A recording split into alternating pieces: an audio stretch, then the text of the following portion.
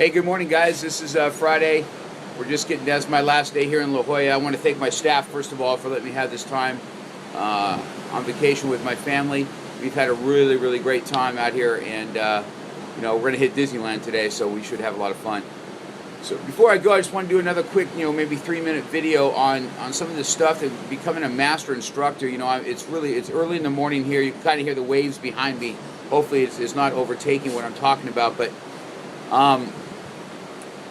I really enjoy the mornings as it is, because it just always feels like a fresh start.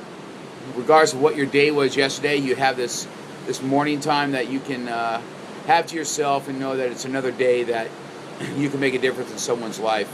And you can hear the water behind me. I just really enjoy this type of setting. And water's always intrigued me anyway. Is it just it's how powerful it is that it can destroy a city.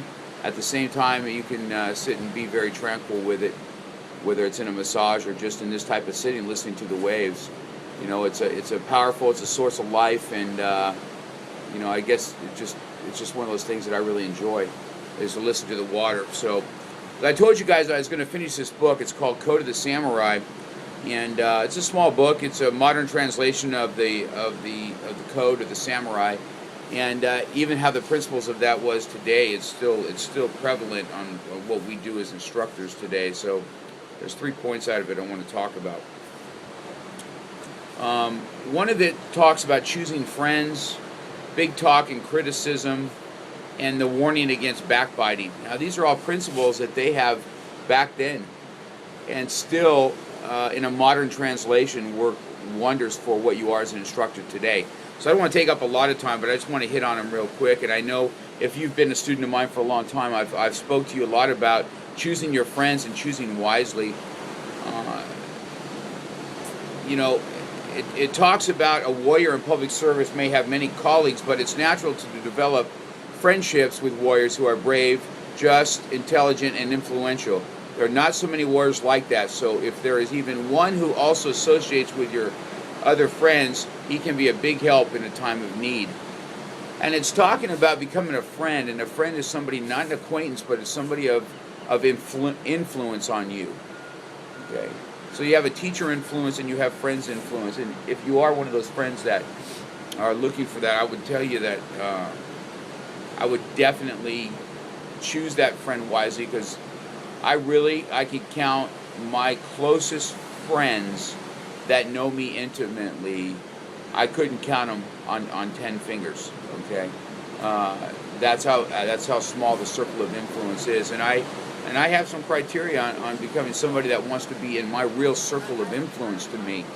And your criteria may be different, but mine is set towards me. I like to be around men that are have strong marriages. I like to have men that are godly, that are a prayer warrior for me, and I also, I look that they are successful in both life and business, not just, influential in their business, but they have their house in order and treat their wives with respect. I respect a man that does that, or their girlfriend for that matter. So that's talking about choosing friends wisely. The other one is big talk and criticism, and this was really a good one. I'm just going to read from the book for you, and it explains it to itself. It says, there's a difference between big talkers, and within a group, you have this big talkers all the time, but big talkers and the criticism that comes out of their mouth is just, it can be vile at times, right?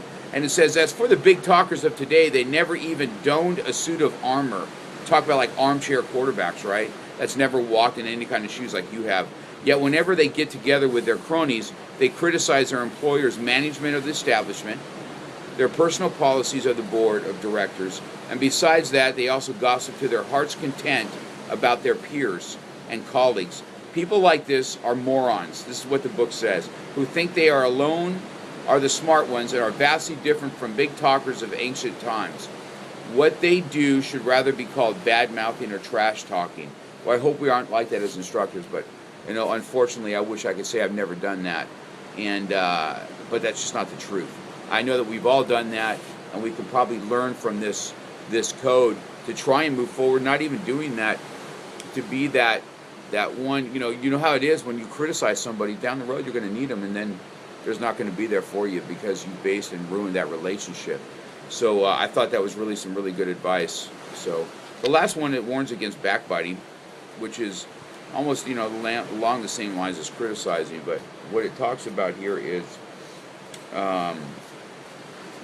for a knight employed in public service, it's essential to always be careful not to gossip, even if you see or hear bad things about your colleagues. The reason for this is that you never know what kind of mistakes or misunderstanding you yourself may make. Furthermore, the senior executives and officers are appointed by the overlord who employs you according to his perception. So to speak ill of them taints them, and slandering your employee is not right. So it talks about backbiting and slandering not just your employees, but as a teacher, how do we put that into play? About have you heard this? I know that even myself, I've had this when I was a young instructor. You have these students that you talk about, or maybe even gossip about. Maybe you're doing that today, and really, are you doing a service to them? Because a student is a student, are they not? And it's our job to mold them and to help them in their journey of martial arts. So I think in my last series today on this, as becoming a master instructor, I thought these three things worked well together. Choosing your friends wisely, your circle of influence, criticizing, that critical spirit that we can have, and the warning against backbiting and gossip. Boy, all those can really come into play and hurt you, not only as a person, but as a master instructor. And if we're on a goal to become a master instructor, we have to master our emotions too. And so I just wanted to take this brief time and say thank you. It's 7 minutes long. I'm sorry, a little bit longer than I expected it to be, but three important things. I hope your day is awesome. Look forward to it. Going to go see Mickey Mouse now. Have a great day. Friday, I believe it's August 5th, 2011. See you later. Bye-bye.